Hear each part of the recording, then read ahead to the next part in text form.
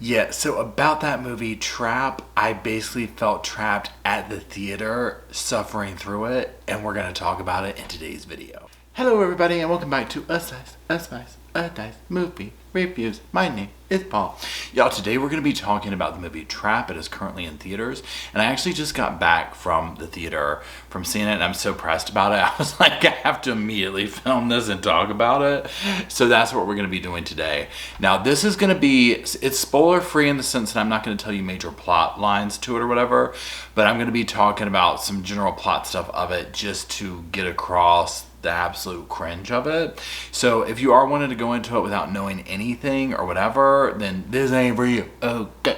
If you've seen the trailer, you've seen the best parts, I can pretty much go ahead and tell you that. Okay. But let's first do what we usually do here, and let's look at the IMDb page and just get some of the stuff out of the way that they list there. Okay, so you'll see on the screen where it says a little synopsis: crime, horror, mystery. A father and his teen daughter attend a pop concert only to realize they've entered the center of a dark and sinister event. Director and writer M. Night Shyamalan, Josh Hartnett is in it, Ariel Donahue, and M. Night's daughter, Salika, is in it as well. She plays one of the main characters. Okay, so that's that. Let's talk about more of like the in-depth like plot that's going on. So what's happening in this film is Josh, the father, is taking his daughter to this concert. That is Salika, that she's playing the big star. Lady Raven is her name. And he's taking her to the concert. Well, upon arriving there, they learn that, oh gosh, there is a serial killer. Their name is the Butcher, and the FBI has gotten a tip that the serial killer is at this concert, and they basically plan on apprehending him at the concert. And so they have sectioned everything off, and it's basically a trap to catch this person, hence the name. Now, if you've watched the trailer, then you'll know we enter into the movie immediately knowing who the Butcher is, right? That's no secret, okay? I won't say here just in case, but there's that. So what then unfolds from there is a series of incredibly unbelievable events, okay? Starting with the entire premise of, we're going to interview every male that fits this description before they leave a concert. Think of the last concert you went to. Imagine the FBI and the police are cordoning off every single thing so nobody can exit, and they're going to talk to every single guy that's there without letting everybody in on what's going on. It's just, right off the bat, the movie loses you there, right? The script is so painful. Josh, I consider a pretty decent actor, right? Even he was like struggling. I mean, I was like, he must need some money or something. I don't know, but this is bad. What the film tries to do, in my opinion, is capitalize on everybody's obsession with true crime, headlines, this type thing, the serial killers, all that, right? So that there's that level going on with it, but it does it in an incredibly lazy way.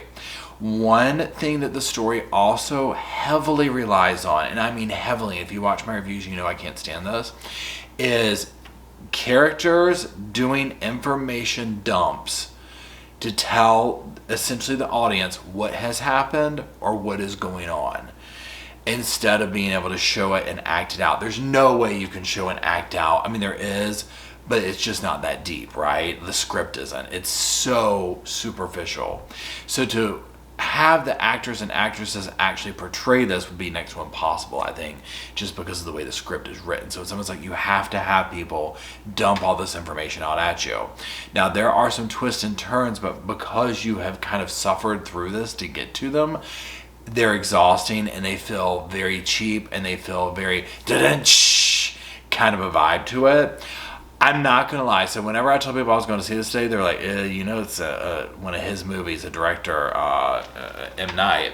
They're like, it's one of his, right? And I get that. And I was like, yeah, but I'm just curious to see, y'all, even on his standards, this is bad. To me, it felt campy. Almost like, just think of a campy horror film, Mommy Dearest, things like this.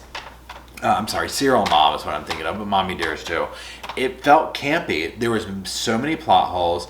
The script was terrible. The dialogue was awful. The acting was like wooden characters coming out on stage. Hi, I'm a character to move the plot forward, kind of thing. Even on that level, I went into it not expecting much because I knew who made the movie.